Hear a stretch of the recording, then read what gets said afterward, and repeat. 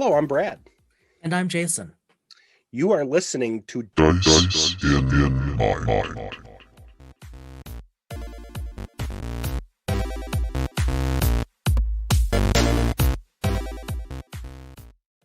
Last week we started our discussion on diversity, equity, inclusion.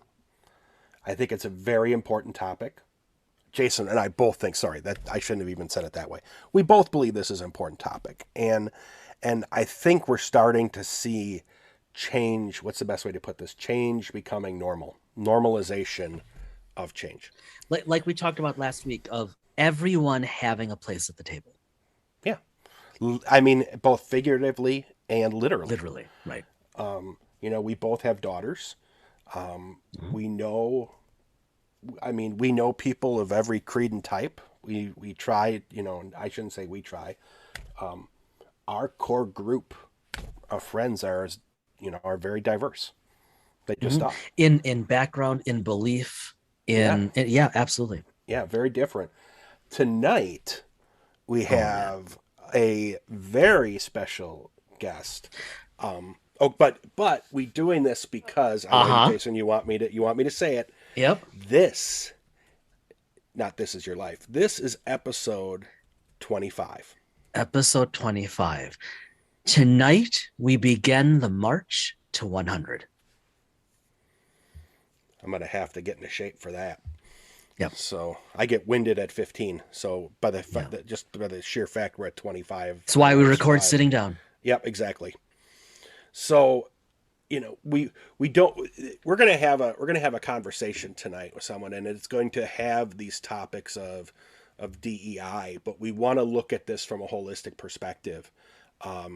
We're going to have a discussion with Shelley Mazzanoble, who is this is one we've been waiting for. Yeah, been looking forward to this. Looking forward to this one. Go ahead.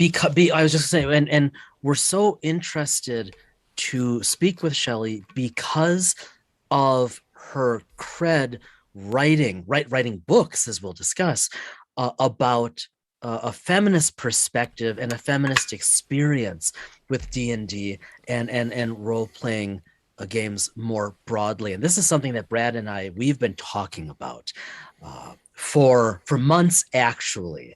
And tonight we're finally making good on a wish that we've had for quite some time. Yeah, I think we need to. Jason and I both have daughters. Like I said, we have a very diverse group. It would, we know that D&D, born out of my home state, it was the domain of the white male for many, many years. Anyone who wanted to play that was outside of that realm didn't really feel welcome at the table. That's changed dramatically. And it's changed dramatically in a number of ways through a number of vehicles. And I believe Shelley's one of those vehicles, just with her writings and her involvement. Her and her husband work for Wizards. Shelley hosts Dragon Talk. Yep, co-host Dragon Talk. Yep. You've probably heard of it. Yep, probably have. Talking to someone who experiences this, sees it, and is trying to be part of that mechanism for change. And even though, as you'll hear in our interview, Shelley is an expert at D&D, you can't get much closer to the inside. And so her experience and her insights and what she will share in a few minutes are really invaluable. So, without further ado, Shelley Mazzanoble is the author of Confessions of a Part-Time Sorceress, A Girl's Guide to Dungeons & Dragons Role-Playing Game, and Everything I Need to Know I Learned from Dungeons & Dragons, One Woman's Quest to Trade Self-Help for Elf Help, and co-hosts the official Dungeons & Dragons podcast, Dragon Talk, which will be the subject of her third book coming fall 22. When she's not writing books with really long subtitles, she's writing about her child, who thankfully hasn't added the word litigation to his vocabulary yet. You can find Shelley on Twitter or Instagram at Shelley Moo, and her blog at ShellyMazanoble.com. So we have tonight, and we just got done talking about this, so I'm going to get this right. Shelley Mazzanoble, right? Nailed it. Got it. Yes, nailed it. Author, D&D expert, mother. I could go on and on. I don't Host even of know. Dragon Talk. Some of Yes. you listeners may have heard of that too. May have heard that, yeah. Not like I don't listen to that all the time or have that on my podcast either, now that I'm brown nosing a little bit. So, Shelley's joined us tonight so that we can talk about anything. So we're going to let the conversation be organic. I'm just going to stop talking and we'll see where it goes. But I actually kid, because that's normally how interviews fail. One of us has to talk. One of us has to talk, yeah. So let me ask. So Jace, you saw this too. Why don't we can start here and then we'll let it go wherever it goes. You got into D&D, what was it, about 15 years ago? It sounds like. Oh my God. Sorry, too soon. Yes. Yeah. It has been. And I actually flinched when I heard you introduce me as a D&D expert. I'm like, oh no. Well, But now I'm 15 years. I should be. I really should be. Well, amongst the three of us you are. Well, you could at least say that. Okay. Oh no. Okay. So and you do co-host the official I do. podcast. I mean, that's serious cred. And I mean, obviously we've listened to you guys, so we know you know more than most. Well, I mean, I know how to ask questions to people because I like to represent like the new player. Like Yeah, Greg, yes. He knows a lot. He's been Yeah. playing for a long time. He's a dungeon master. He's a player. He's got the rules down. And I feel like I genuinely don't know probably 95% of the rules. So I get to ask those questions. The questions that our new to D&D listeners are at home saying, I wish somebody would ask. And that's me. That's my job. Cool. I DM for Jace and I call it DM prerogative. But I was Yeah. going to say, but I do think, Shelley, that because I want to get into your book soon, but talking about Dragon Talk for a sec, I do think that comes across. I know when I listen to it, even though thanks to Brett, I'm really into D&D these days. That's not even a year ago, maybe a year ago, Brett. So there's so much that's new to me in terms of the finer points of the mechanic. And when I listen, I think that translates because the questions you ask, the comments you make, it's very unpresumptive, right? I never feel like an idiot around the game listening to the discussion thanks to the way you do that. Okay, good. Seriously. Oh, I'm glad to hear that. Yeah.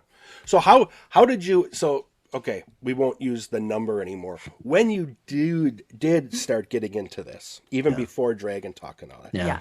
what was the onus behind it?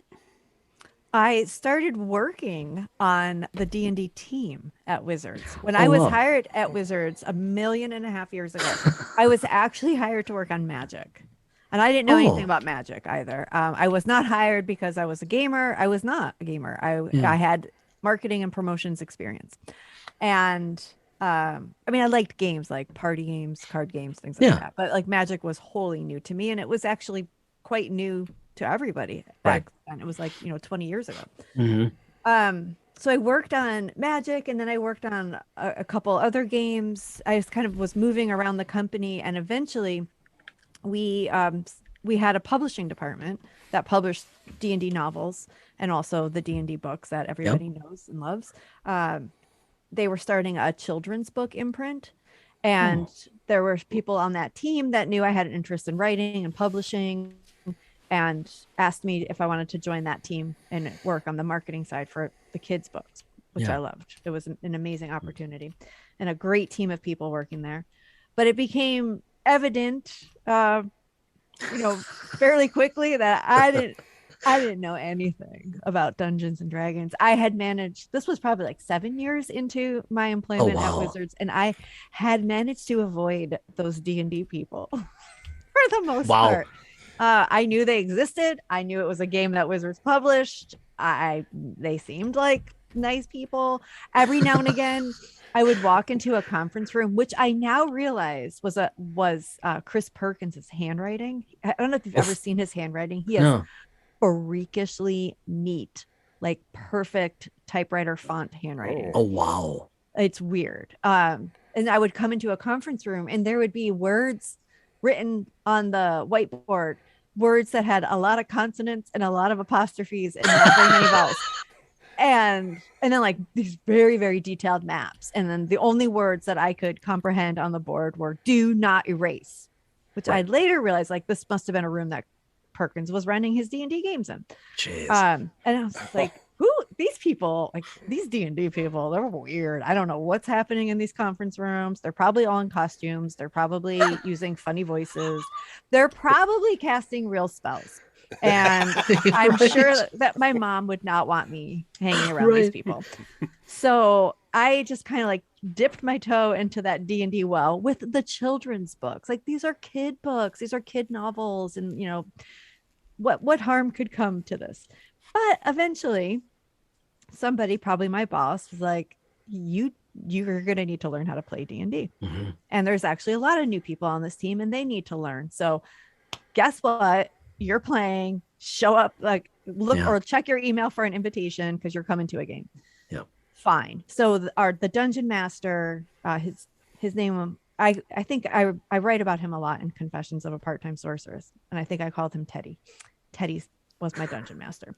And Teddy helped me create my first character. And no exaggeration, I think it took like 23 hours to make that character. It was like, this was back in 3.5.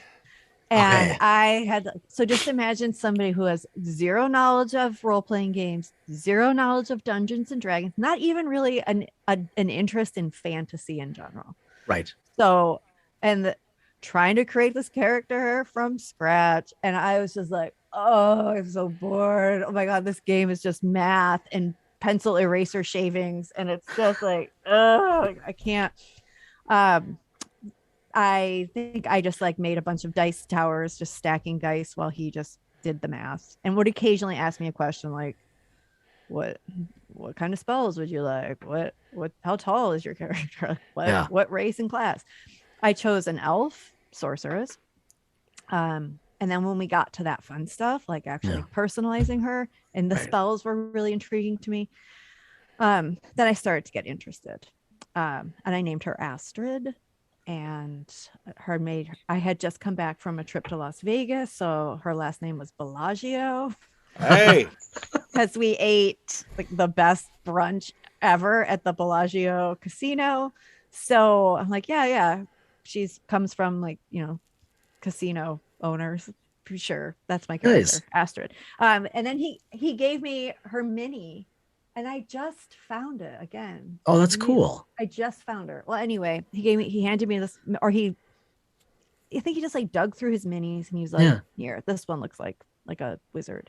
And she was this tiny little beautiful blonde wizard in these pink flowy robes. She was holding a staff in her arm. And I just said, I love her.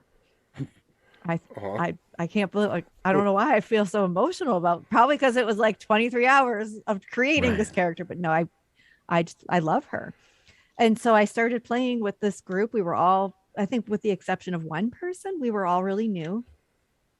And it just was so surprising to me that like, there were several times in the game when I was like, have we started? Like, what is it happening? Yeah. Because it was just talking. Yeah.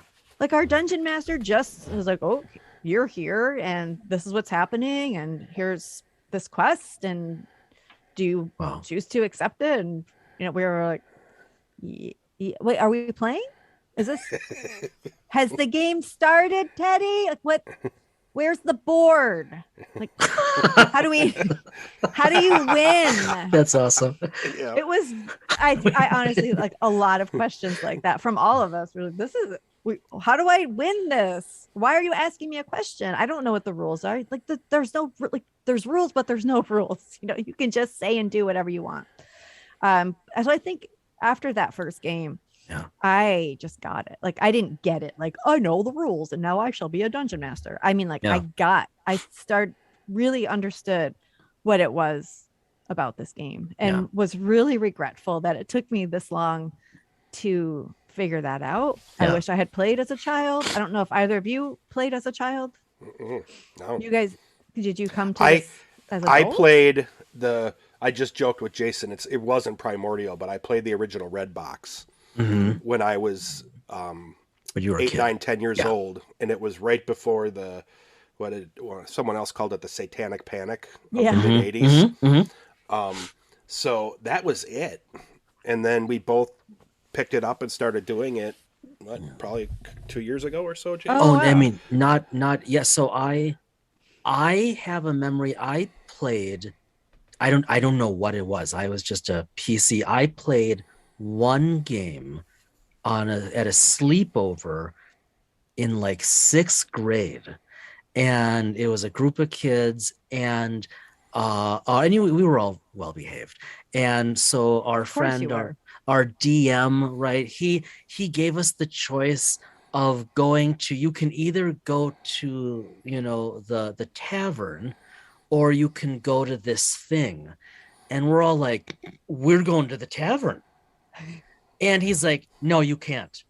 And we're like, no, that sounds really interesting. I mean, none of us knew anything from that, and that was the whole game. It ended, and Oh. then we are still, Brad and I are, at the moment. You're gonna beat me to the next one, Brad, but we're both 47. You got me into D&D. I didn't play again until about a year ago, so I was mid 40s, and I was really resistant to it, but because I'm into sci-fi, fantasy is not my thing, but Brad had finally gotten me. I so want to get back into role playing that from when I was a teen and a young adult with Star Wars. Brad got me into Pathfinder, kicking and screaming because he wanted to do Pathfinder, but it was just too crunchy. And I have some issues with the artwork and the misogyny and all that, and I know that whatever, we'll get there. But then we got into this a little bit, swung back to Star Wars, and then Brad's like, why don't we try 5e? And I'm like, okay, it looks like it's a pretty, the books are so affordable now compared to some of the others. I'm like, I'll give it a shot. I'll get the player's handbook and we'll see what happens. And I mean, Brad, you fell in love with 5e. I think I fell in love almost immediately. Like within a few hours of spending time with the manual, I was like, this is awesome. This is like, how have I not done this before? So yeah, I'm all in now. We both are. Hence this discussion. I know. And it predated the pandemic. I know a lot of people picked it up during the pandemic. Yeah. Now I will say one of the things, Shelley, that really hooked me from the beginning about Dungeons and Dragons, especially in the past few years of just reading up on it, is the change in tone at all levels, it seems.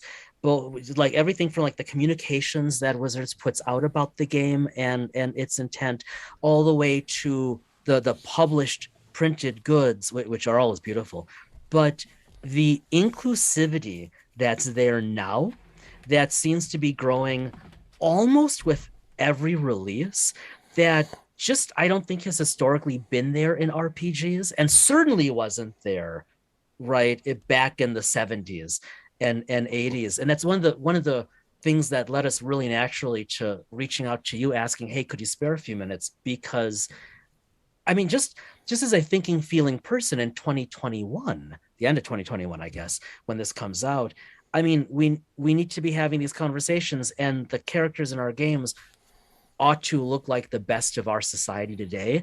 And then just as a dad of 2 young women, it's like, why would I want to, I mean, I'm not a 12-year-old guy anymore, right? I'm not a naive kid anymore. Why would I want to play anything in a world that didn't have at least the potential, if not just automatically the ability to represent them as well as it represents me? And I gotta say, 5e for me, one of the big draws was just how much that was there. Like even seeing discussions on the threads about like, aren't we mistreating orcs, right? I mean, as dumb as that stuff is, I don't think it is. I think that's where we're heading. And so I just find that incredibly enamoring about D&D specifically being way ahead of the field, I think, of certainly any of the other major games. And then you've written books like Confessions of a Part-Time Sorceress, Everything I Need to Know I Learned from Dungeons and Dragons, right? Subtitle One Woman's Quest to Trade Self-Help for Elf Help. Just the fact that you worked elf into the title, I think, is remarkable. I know. Thank you. but we saw these things and we thought, my God, this is just so you've been doing this, thinking this, writing this work for quite some time now. I don't know if you feel that the game has caught up with that, but we would just love to get your take on this stuff. However you want to do it, as it applies to D&D, as it applies to gaming in general, to society. I mean, really, the floor is yours. Oh, you might regret that. I doubt it. Well, thank you for all of that. And thank you for noticing the work that the D&D team has done. I think, we often refer to ourselves as the stewards of this brand, and it's not a job that anyone takes lightly. There's nearly 50 years of history here. There's a lot of love for this game inside the building at Wizards of the Coast. That love is extremely present and obvious. So I think that our team has done great work, especially with 5th edition, to make it more inclusive, to recognize that it's very important for people to see themselves in this game. And you might think it's fantasy, or all just elves, but that's not true. And for a long time, people of color, women, didn't feel like D&D was a place that they belonged. There's probably a reason why I didn't play D&D in the 70s and 80s. It was not something that was in my orbit. And that was probably somewhat deliberate, and it just didn't cross my path at all.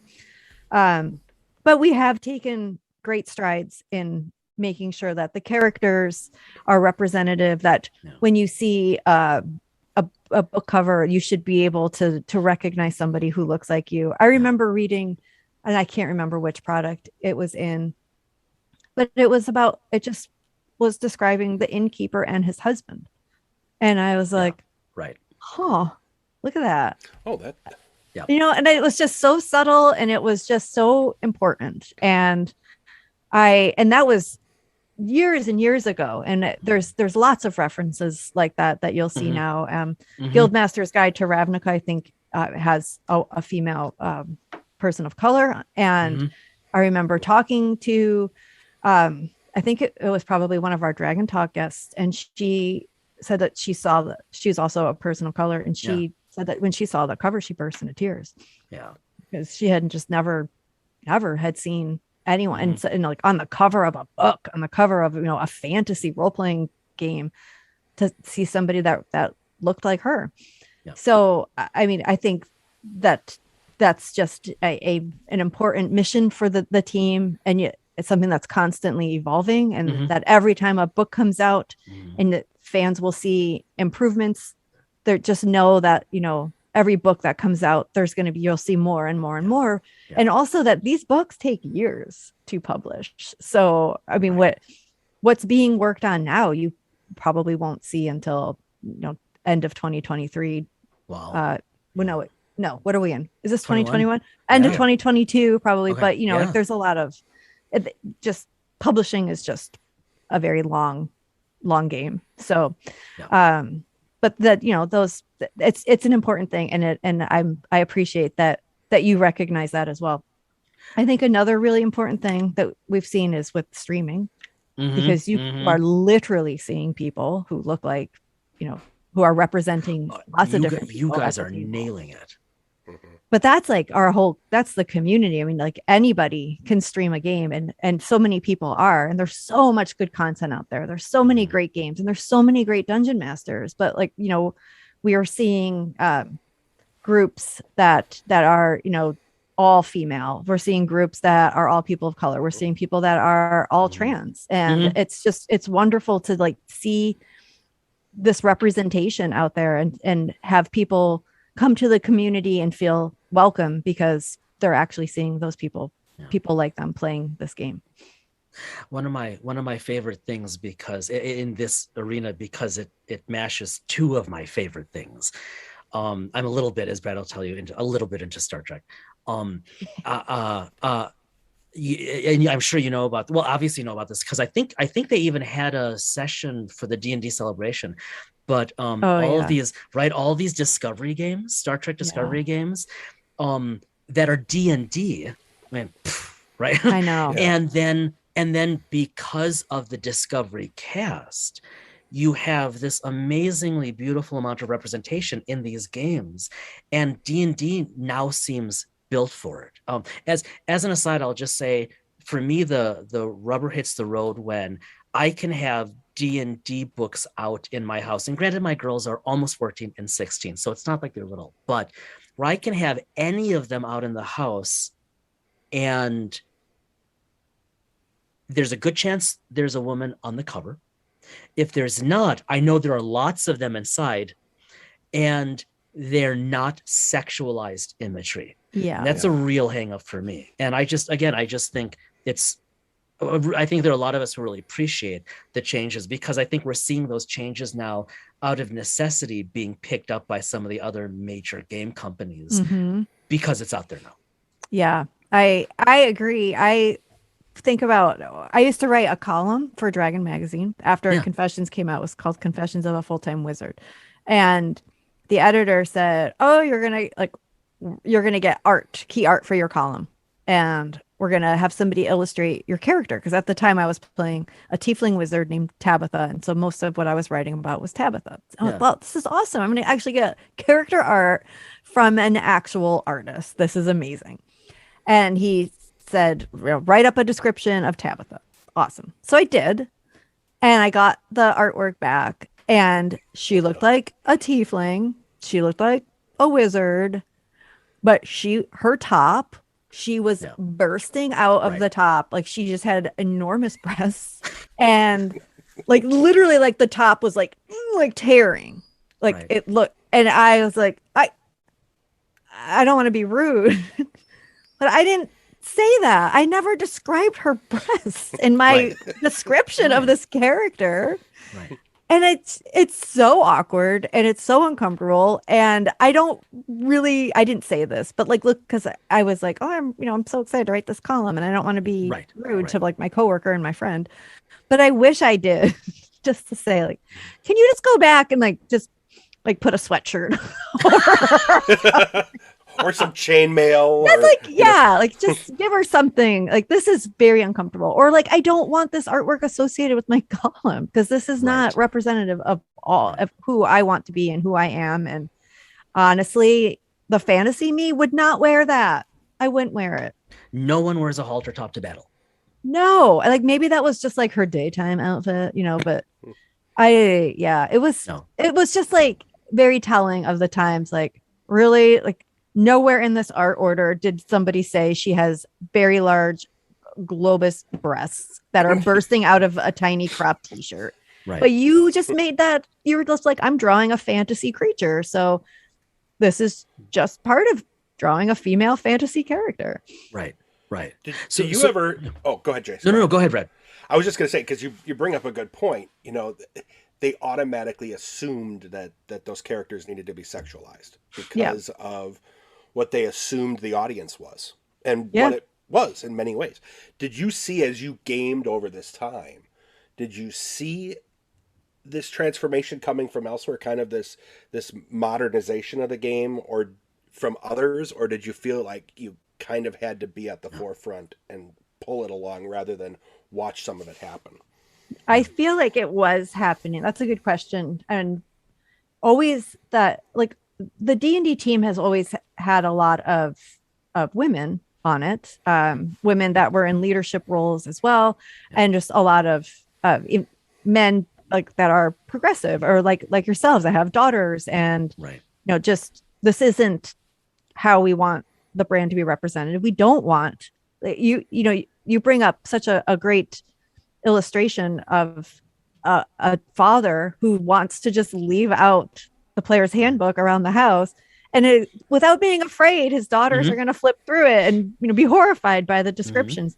None of us want that, but it's I think back then change was brewing, but it's like a slow, it was more at like a glacier pace. Whereas I think now it's just like, I don't even know that we can call it change, because it's just like inherent. It's just like, no, this is what the brand is. And I do think with 5th edition, there was that stake was well in the ground, that this is who we are as a brand. This is who we want to be. This is where we're going. And there's a lot of history again. So when we look at revisiting some of, there's a lot of problematic content, but there's a lot of great content too. So when you look at bringing some of that stuff back, you have to look at all aspects of it and make it be what our today's modern audience wants to participate in. So on that note, maybe it's a 180, maybe it's not. So your books, right? So what was the motivation behind those? I mean, obviously it's got to be related, but why those books? Why those messages when you wrote them? So Confessions came out in 2007. Just yesterday. Not that long ago. I could like barely hold a pencil in my young little child hand. Absolutely. But now I never proclaimed to be like the first woman to play Dungeons and Dragons, at all. Yeah. But I did know that I am probably the opposite of the person that you would stereotypically think played Dungeons and Dragons. Right. Now I am very feminine. I love reality TV. I like to curl up with an Us Weekly and just relax. I get pedicures. I like come out of Sephora with like 15 different shades of eyeshadow up and down my arm, trying on it. Like I love that. Yeah. But I also was falling in love with this fantasy role-playing game. And like I said, I'm not a fantasy lover. Yeah. I'm not someone who gravitates towards fantasy. So at the time, right prior to writing Confessions, I had worked with an editor at the Seattle Times, like writing like just, a couple of little essays here and there for her, like humorous essays. Yeah. So I sent her an essay about my secret life as this elf sorceress, and she was like, I don't get it. I don't even know what you're talking about. You're like, you lost me at elf sorceress. So like, whatever. But I sent it to Liz Shue, whom is still, a very instrumental part of the Dungeons and Dragons team. She's the director of product management. And at the time she was my boss, and I was just like, oh, look, you made me play Dungeons and Dragons. And now look, I love it. And she was like, I feel like there's something here, this is nice. We do. Cause at the time this was like at the tail end of 3.5. They were already conceiving fourth edition at this time. And she was like, we want more women to play Dungeons and Dragons. Like we really want this, to appeal to more women. Yep. And I feel like you're onto something here. Like definitely, again, not professing like women have never known about Dungeons and Dragons until you have showed up here. Right. But you're kind of speaking to an audience that we haven't spoken to before. So maybe you could flesh this out, and maybe there's a book or something here. And I was like, they know more. So I ran home and I wrote a book proposal, and it part how-to, but also part memoir, like just like, more personal essays about like why this game was resonating with me. And I really wanted it to be from a very girly perspective. Like if we're talking stereotypes here, I want to almost make myself a stereotype. I want to just like go bananas on the pop culture references and like the shoes and like the makeup and my little cute elf, and I don't want her to get hurt. All that stuff is true. That is me. But I heightened it a little because I really wanted to show this game can be for everyone. Yeah. And I really thought it was important thinking about like other women like me who maybe did not grow up with any fantasy influence, didn't have cool dads like you guys that were like introducing them to D&D. But I wanted them to realize someone called us cool, Jason. Mark that down. Oh, that's good on the tattoo. Yeah. Yeah. Sorry. Okay. There you go. Yeah, sorry. I'll give you a blurb if you want. Thanks. But I just, I felt like I really do want to shout it from the rooftops, ladies. This is a game you never thought you would ever touch with a 10-foot pole. I realize that, but you're wrong.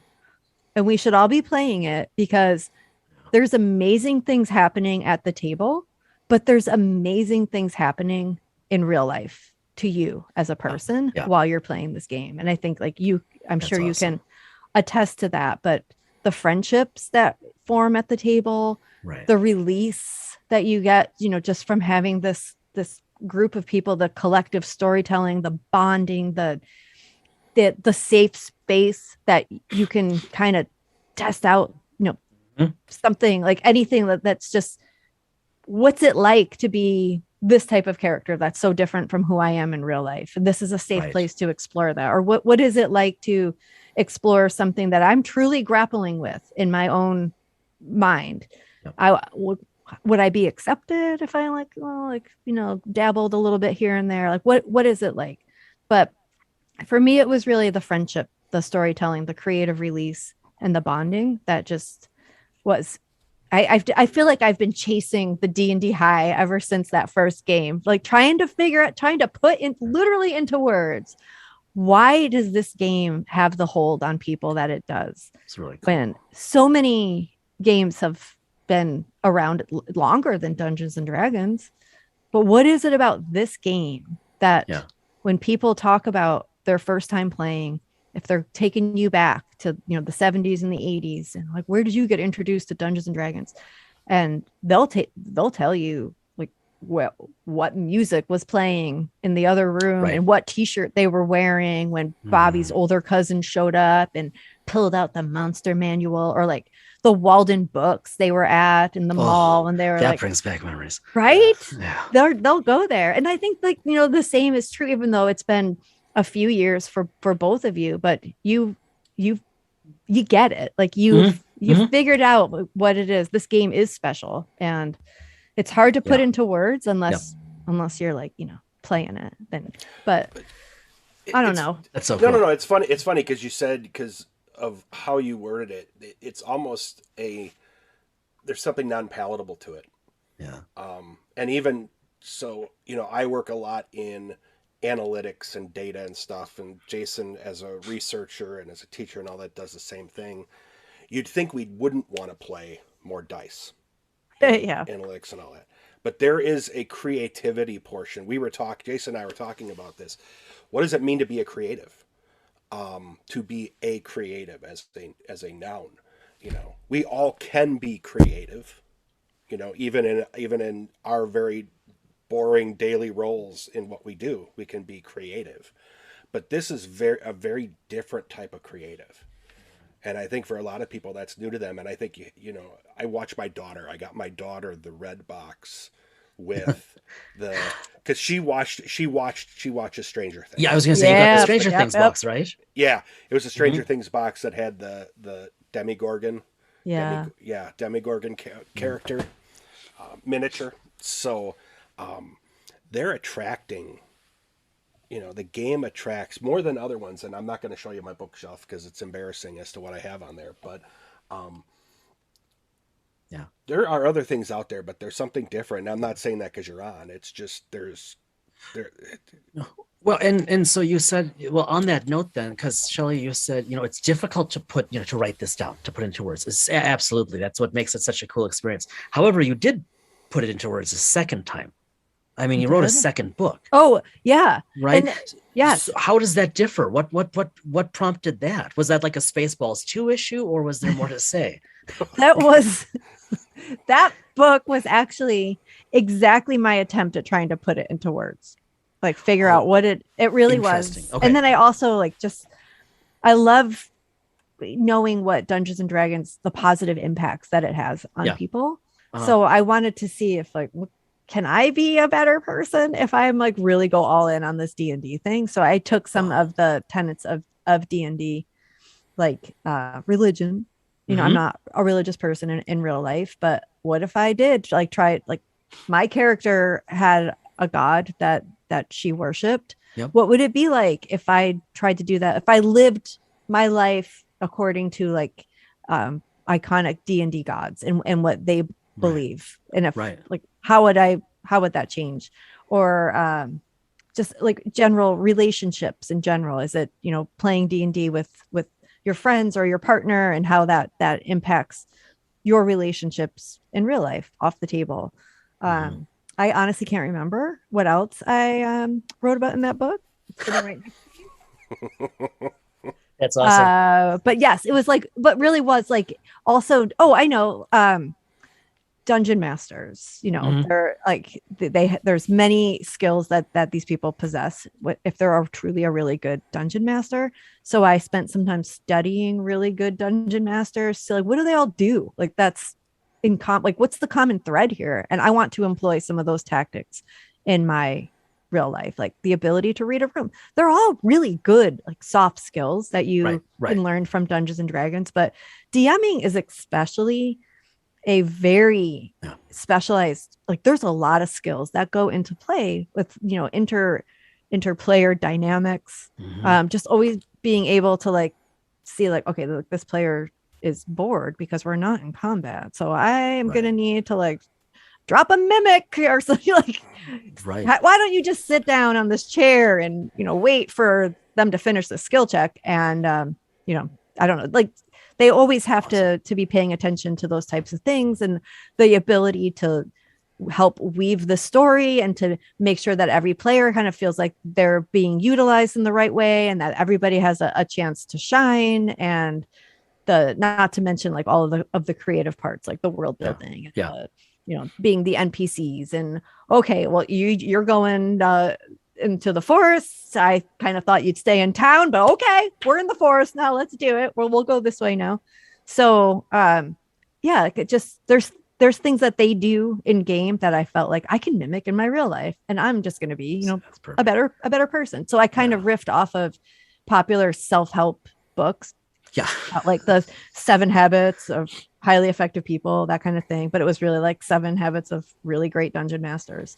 And each chapter was focusing on a different part of my life. It was fun. It's so cool. I'm speechless now because you well, that's a first after I like know 28 years. Yeah. So well did you just nod off or something? No, I did not off. No. He usually the camera's here, so if I look up here, then I can't see you here. Yeah. So because I have a very amateur setup, so Jason makes fun. No.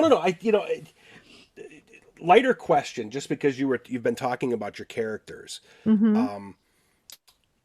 You know, obviously you've created multiple characters. What's kind of the craziest or most unusual one that you've generated and you've actually played at length? That I played at, not like a one-off or anything like that. But I feel like Drunky Two Shoes is in that category. My Tabaxi. Sometimes I have a couple versions of Drunky, one where she's a ranger and one where she's a sorceress.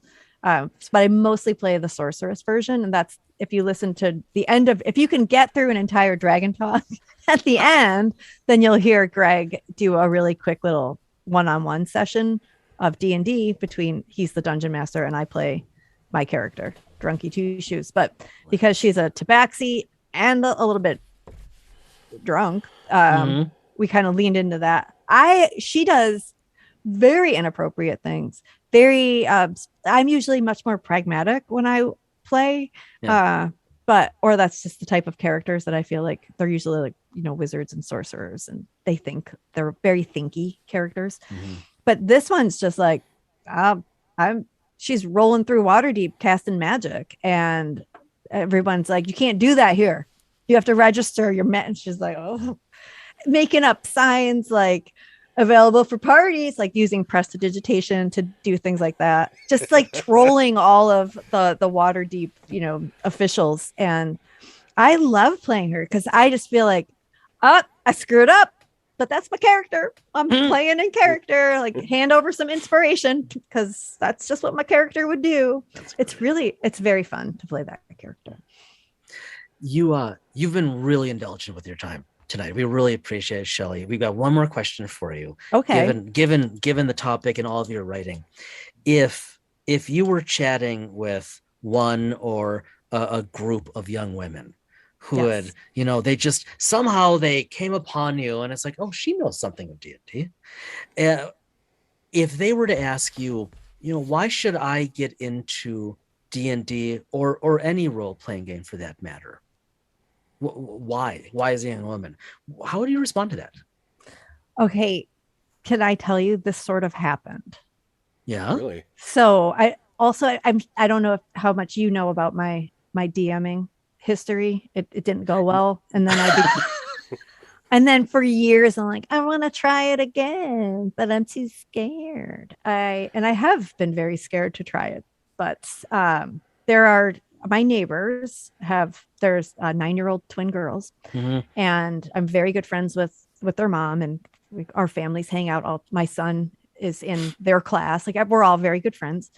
They're very, very shy, like to the point where like they just head down, like not, they're very, very shy. They're great. They're great kids, but I must have brought in, I guess when school started, my son started 3rd grade, and I sent him in with all of the Young Adventurers handbooks that Jim Zub and Stacey King wrote. Those are amazing books. If you know any kids in your life, that it's just a great intro to D&D, really fun books.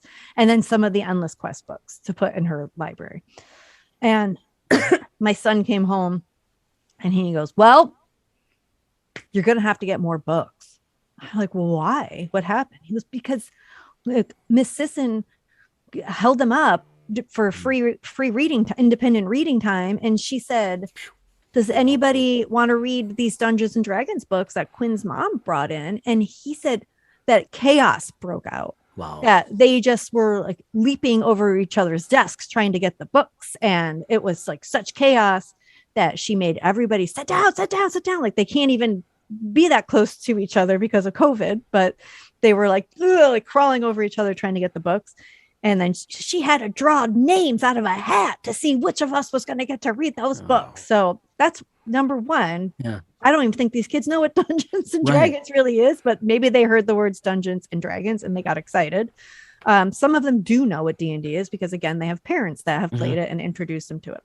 Anyway, so my friend, the twins' mom, a few weeks ago, she said, hey, Megan asked me if I know anything about Dungeons and Dragons. And she said, I said, Megan, I don't, but Shelley and Bart, they work for Dungeons and Dragons. And she was like, I think I want to learn how to play. Cool. Well, you guys, how can I say no? Right. No, like I feel like that's my purpose here on all of us, any of you who know how to play D&D. If a kid asks you, you have to. A girl asks how to learn how to play D&D, you have to just drop everything and teach them. So long story short, I DM, I got over my fear and I'm like, I'm doing it. Bart played, the 2 twins played, and my son played. Now one of the girls wanted to be a bard, and I'm like, oh, okay. Total people do that. They play the opposite of themselves. They deliberately create characters that are unlike them.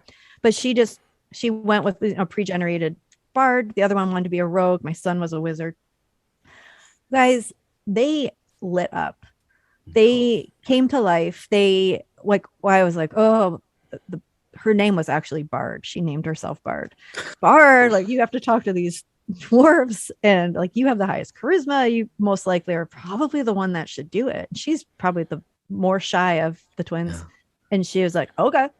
So she just goes up to them, and the other one's like illustrating what she does as a rogue, and she's picking locks, and she's doing this and she's doing that. And I'm like, oh, this is like, I'm getting goosebumps even just thinking about it. Like they totally got it. And I sat them down at first and I said, so this game is about cooperation and collaboration, and you're not playing against each other. And that blew their mind. They were like, oh, what? No, you're a team. You have to work together to accomplish this goal. Okay, cool. That alone, I think, is important for girls, because very early on, somehow they get it into their cute little brains that they're each other's enemies. And they can be very competitive. I don't know if you see that with your daughters, or if you saw it when they were younger. Fortunately not. Thank God. But there's a lot of like pettiness and fight that happens at kind of a young age. And one of the things that D&D teaches you is that cooperation, collaboration, and supporting each other, and those bonds that can form. Those friendships are really important. Female friendships are very important. I mean, even at my ripe old age, my girlfriends are like, they're everything. Like I need those friends in my life. And I think that's something that D&D is really good at fostering. And we've definitely talked to people teachers, Ethan, Dr. or Mr. E at the Lake Washington Girls Middle School. He's, has DM'd and started a D&D club for girls, for middle school girls, especially middle school. You know what that's like. Yeah. And he has seen like these girls are just, they're kinder to each other. They are supportive of each other. And those are things that will last you. Yeah. I think the other thing that's really powerful that always stayed with me was we've talked to Dr. Megan Connell, who's a psychologist, and she uses D&D in her practice. And she has also used run D&D games for young girls with not the sole purpose, but like a big purpose of teaching them empowerment and having agency and being able to say no. And those are things that are very, very hard for girls. Girls are pleasers. And they don't want to rock the boat always. And it's even as adults, like I even still find myself in situations where I'm like, okay, I don't want to do this, but okay, but she actually runs them through games where they're in situations where they have to stand up for themselves and they have to stand up for each other. And they really do gain confidence and empowerment. And these are, again, things that's like the concept of bleed, even though it's happening to you in the fantasy you and it's happening to you in game, it still affects you as a person. And they may, when they get into a situation where they're uncomfortable and they don't like what's happening, they want to say no, they want to stop something, they may go back and remember what it's like in game when a similar situation happened and they said no and they were successful. So that's the kind of stuff that I think stays with them. So I think it's important for all kids. I would not turn down boys or girls who wanted to learn how to play D&D, but I think it's especially important as somebody who was a young girl to know that this is, even though it's a game, it really can teach you very important life skills. And you'll just be a better human. That gives me goosebumps just because my daughter was suffered from selective mutism, which is a form of social anxiety. Okay. So at school, no talking, no eating, no bathroom. She'd come home and do all that. So in hindsight, what would it have been like? Right. Yeah. When she's come out of her shell, but what would it have been different just based off of your experience with those two 9-year-old girls? And those were my daughter. Yeah. So to hear them do that, it's a little self-serving for me to feel this way just because it's not. It's good. Personal for you. Yeah. I love to hear that. And I think for everybody listening, you can be a terrible dungeon master. But if you're obviously doing it with your sons and daughters and friends in a safe environment and everything like that, look how you can help them. Yeah. Yeah. Even if you're not DMing for folks that are twitching or anything like that, the changes you can do. I think about it like, 20, 30 years from now, even if they just play 10 more times in their life, like it still felt foundational. Like, they could look back at D&D and think like, this is where, I came out of my shell. This is where I felt like the most comfortable. This is where I decided that I want to tell stories. This is where I could see either of them taking the role of dungeon master.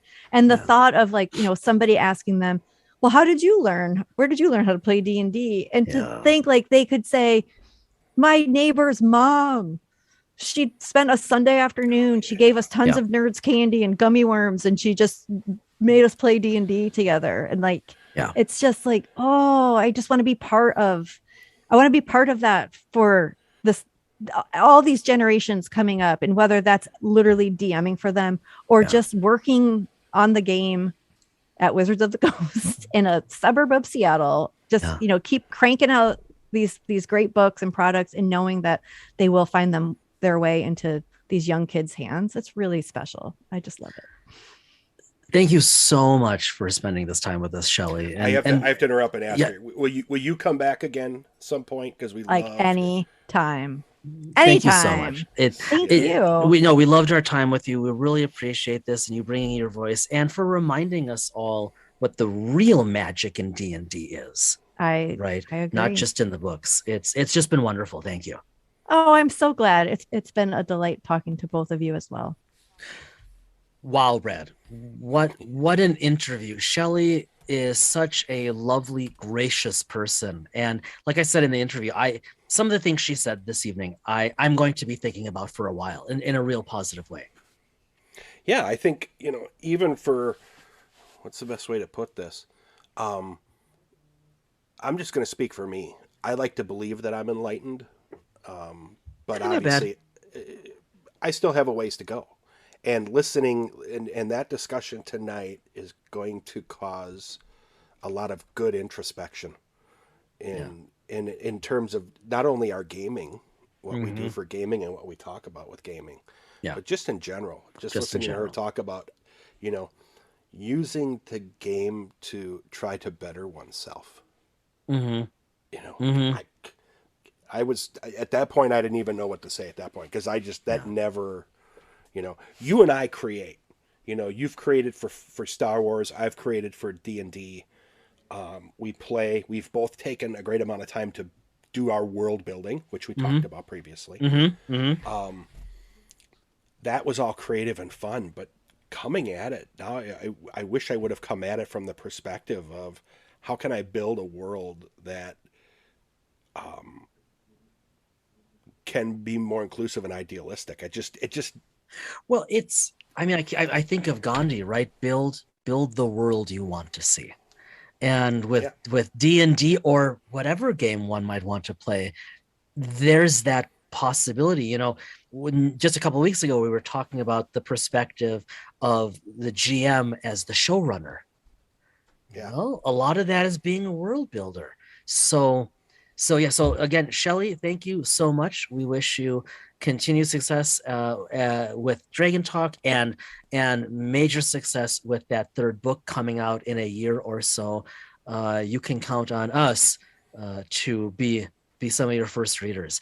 I think with that, we should wander over to the GM corner.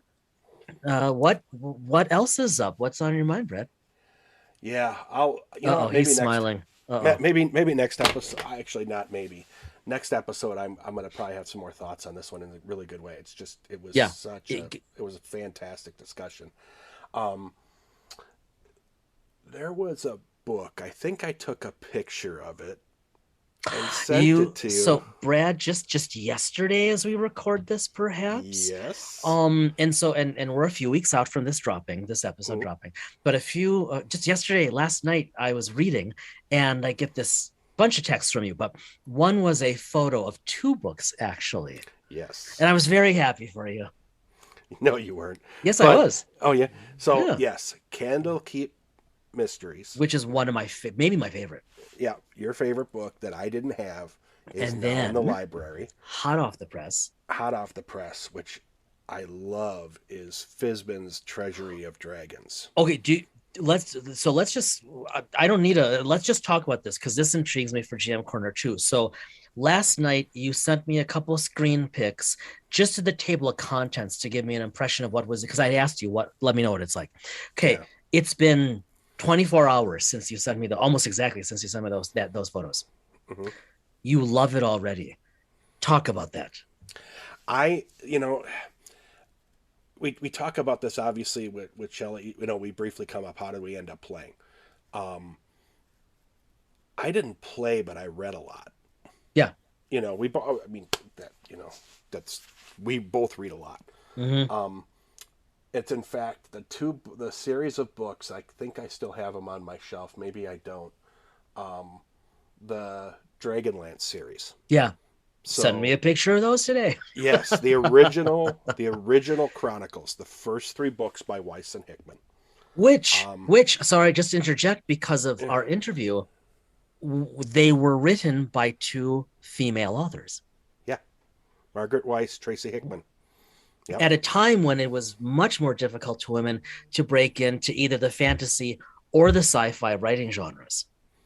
Yeah, and I'll come back to the book in a second, but just on that point, I don't think people realize how much women are involved in these games that we all play, and how we never gave them a seat at the table of the games that they wrote. We being historically a bunch of young and middle-aged guys. Yeah. Yeah. Yeah. It's almost embarrassing in many ways. But getting back to the original topic, I've always been fascinated with dragons, especially I didn't know that. Yeah, in the context of the game. Okay, so not like I have I'm not judging around the house, but well, I'm not trying. You've judged me for 30 years. I'm okay with that. Yeah, that's fair. That's highly accurate. Continue. Go on. I haven't dug into the tome yet, but just this idea of this is going to be the first one that I am going to like sit and binge read. Are you serious? I'm serious, because for some reason, what's interesting is the dungeons never as appealed to me as much as the dragons did. Yeah, that's fair. Yep. So, this idea of, being a amateur DM and now having this material on dragons and having your first major battle, bring it, yeah, with a dragon. I'll have to come back and give you a more detailed review of it, but just based off of the table of contents that I sent you and starting to read into it, I know some people have said that it's somewhat limited in terms of its material compared to prior stuff. But you know what? I'm looking over on my shelf. It looks super comprehensive. It is. I think it is. Okay. So I have to ask you a question, and let me set this up for our listeners, because, dear listeners, you may not know this about Brad, but Brad has always been attracted to shiny new objects. So and you said this to me a few years ago, like movies. Right, I'm picking on you for a sec, but it's true. Yeah. Movies. You finally said to me, okay, I realize that every time I see a movie for the first time, it's the best movie ever. And then a few days later, I can judge it. So except for the sequel trilogy, that broke the mold. But yeah, fair enough. Good movie is just not good canon, but we digress. Not the best movie. So yeah. So okay. So and we're talking about Star Wars, obviously. I know where you're going, but ask the question. So how? Okay. So I know that's a little unfair because it's a new book and it's beautifully produced as they all are from Wizards. But what's your gauging your own response? How enamored do you think you're going to stay with this one? Why? Yeah, and why? So this is a consolidated book of material around a facet of the game that has fascinated me. Yeah. The idea of dragons. Now, don't get me wrong, I've watched the Hobbit trilogy. Great. Benedict Cumberbatch made a great dragon. True. But within the context of the game, they've always had a diverse, genus or there's all kinds of around absolutely dragons. Yep. And the idea of just in effect a omnipedia of that material for the current game. Now the book gets way into the history though, right? Like it's like a natural history of them, or no? In some ways, yes. Now I'll be able to tell you more and more detail once I get through it, because like I said, I got it last night and I haven't had a chance to dig in. But we've both talked about reading Tasha's great book. Xanathar's great, Volo's good. Mordenkainen's. I mean, everything. What are you laughing at? Everything they've published, I have loved. Is the greatest. Yes, right. There you said. I rest my case, Your Honor. Yeah, but I mean, all good, all great material. Yeah, it is. It is. Those are all very diverse books. Lots of different types of material. See, and this is really focused. I think, for me, who tends to not be that way in some areas, in work I have to be that way, so sometimes I get a Yeah. little lax Yeah. elsewhere. Yeah. This will allow me to focus yet escape, because it's Nice. about one Okay. topic, Yep. but escape a one topic of reality. So as soon as I saw this, well, just like what's the oh gosh, what's the name of the next book that's coming out? You should know this one. Oh, oh, yeah. So I've actually gone. I backed off of Yeah. that. Yeah. You actually convinced me a little bit. The university book. I'm sorry, Yes. guys. We're blocking on the name. Yeah. It's rapidly approaching our bedtime. Um, I actually backed off of that because reading comments, reading what some of the authors have posted about that, and reading watching an interview, maybe during the D&D celebration, actually, watching an interview with Chris Perkins and some of the other creatives behind it. It it sounds like it's pretty clearly geared for a young audience, right? Okay. Like a middle school to maybe college age audience, and it's more adventure based. And like we've talked about before, that's not so much my thing. If it were like setting it up kind of like Candlekeep well, we'll see when it comes up, Brad, right? If it Yeah. sets up the university like Candlekeep sets up Candlekeep, then I'll be all over it. Yeah. It'll be interesting to see how that one plays Yeah. out, and I'll give you a more detailed Yep. my feelings on In a few days. Yeah. Fizbins and That's for the obvious, next yeah. episode. But you're impressed with it. Yeah. Neat. Yeah. Really cool. Yeah. Yeah. What about you? Honestly, I'm more interested in Fizzbonds than anything. Though I have to say it, and I've been thinking about this for the past, well, no, I guess it's for the past 24 hours, because when you sent me that photo on text, it makes me want to go back to Candlekeep. I love that environment for games, and like I said, someday if I ever GM a D&D game for us, it would be a one shot, and it would be in Candlekeep. I just think that's too compelling. Let's talk about that. Let's talk about that offline, because it might be, because we are obviously, I'm focusing now on the Star Wars game that you started. Because Yep. and we could talk about that next time. But yeah, though we should provide the listeners an update that we are, in fact, the past week we and we've brought our friend Brian into it. We've started to play hybrid on Facebook successfully. We're in scene 2, and I'm sorry, we're in act 2 of the adventure, and we're doing some, if you will, offline texting. Yep. Right, to answer questions back and forth. I'm helping you guys with some of the roles and stuff like that, and it's been great fun. And we're just spending little bits of time here and there, and that's the whole point of it. And that's the whole point of it. But we're in it, and yep. Learning the dice pool. For those that are new to or haven't played FFG, you have to build a pool of dice. Yep. To roll. Right. Right. And very I was telling Jason before, this is new. I'm still grasping it, but the more we play this, the more Genesis will be clearer, and the better off and more interesting it'll be when we start to adapt Star Trek. That's right. And so maybe a good place to end this episode is everybody stay tuned for next week, when Brad and I are going to start going back to some thoughts about dice and mechanics and real life. You know how it works. We started there, we wander for a bit, we come back. We're just gonna have an episode again on real life decision making.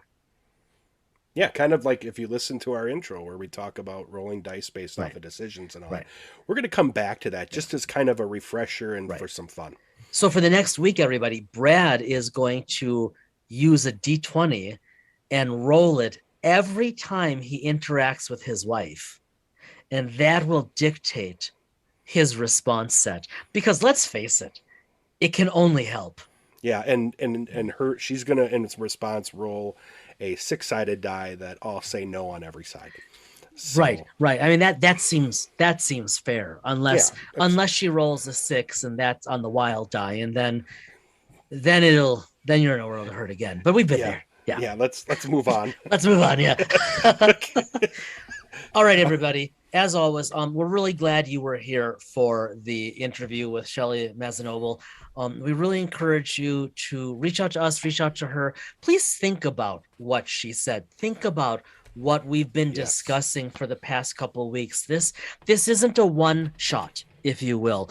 Brad and I, in episodes future, will be coming back to this notion that everybody has and must have a seat at the table, because it's one of the reasons we started this podcast. It's one of the things that invigorates us. It's one of the reasons I love Star Trek, because we haven't talked about Star Trek, and I got it in there. Well, and before you go, let's be honest. If you aren't allowing that, then you are behind. If you aren't allowing it, you're part of the problem. Yeah. So encourage it. Everybody, as always, be well, stay well. We will see you next week.